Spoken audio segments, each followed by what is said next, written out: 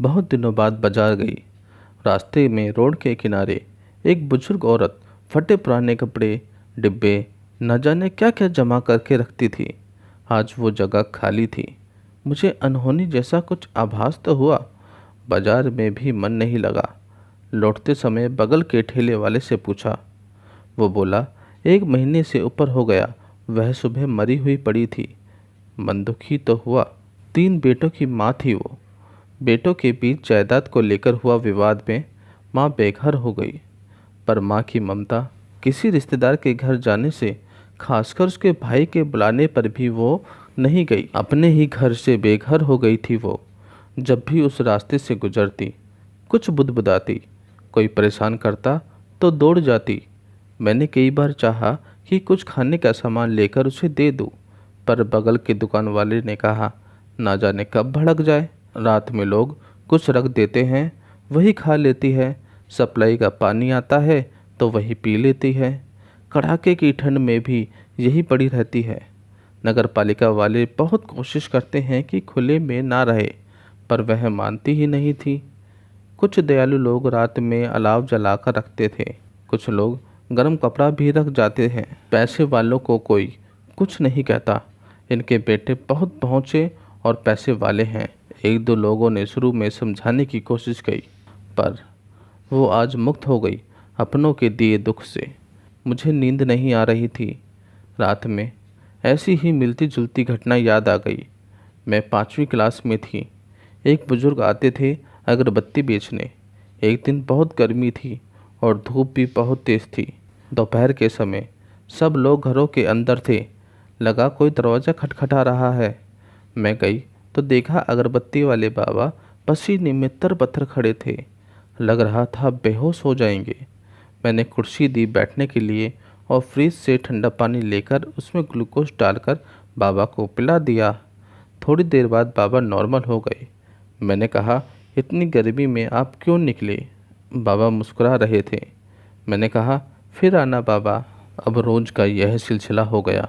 बाबा रोज़ आते, मैं रोज़ उन्हें कभी रोटी तो कभी चने का सत्तू, कुछ भी, ज़रूर कुछ न कुछ खिलाती पिलाती। मेरे स्कूल जाने से पहले आते। शनिवार और रविवार के दिन 1:30 से 2 बजे के बीच में आते।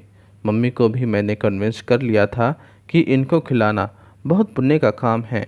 कभी ऑरेंज फ्लेवर की चॉकलेट तो कभी अगरबत्ती का चंदन वाली खुशबू वाला पैकेट, और हर रोज़ खूब ढेर सारा आशीर्वाद। मैं अपने दादाजी से मिलवाने के लिए बेचैन थी।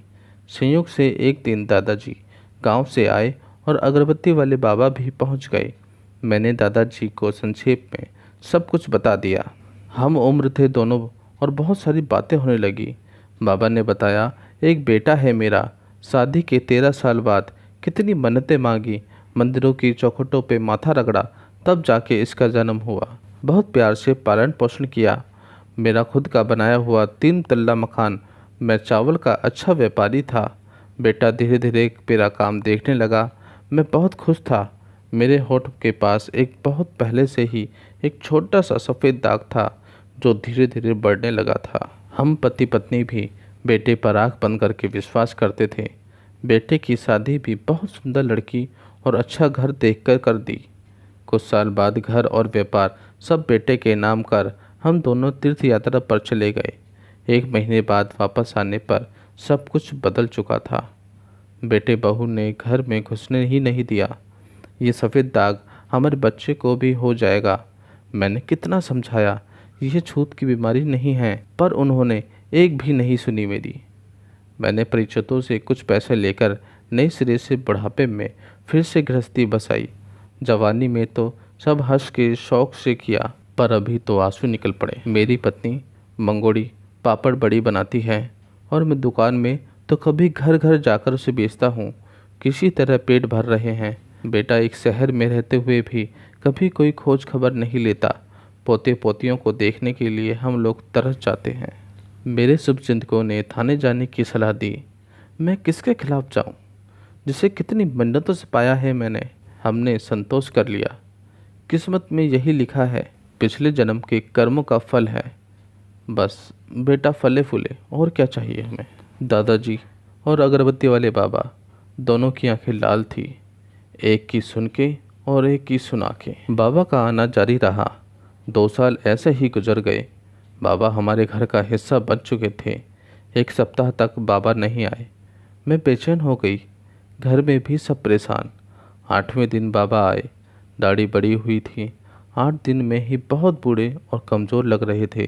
क्या हुआ बाबा? बेसब्र थी बाबा की अनुपस्थिति का कारण जानने के लिए। बाबा बोले, मेरी पत्नी नहीं रही। मेरी बहुत बड़ी चिंता ख़त्म हो गई। मेरे बाद उसका क्या होगा, मैं यही सोच के बहुत परेशान रहता था। मेरा ये फ़र्ज़ पूरा हुआ। और फिर बाबा चले गए। 2 दिन के बाद बाबा ने भी दुनिया से अलविदा कह दिया। मेरे दोनों तरफ सोए हुए मेरे दोनों बच्चे लड़ रहे थे, मम्मी के पास मुझे सोना है। फिर फाइनल हुआ, मम्मी बीच में, दोनों तरफ हम दोनों भाई बहन सो जाएंगे।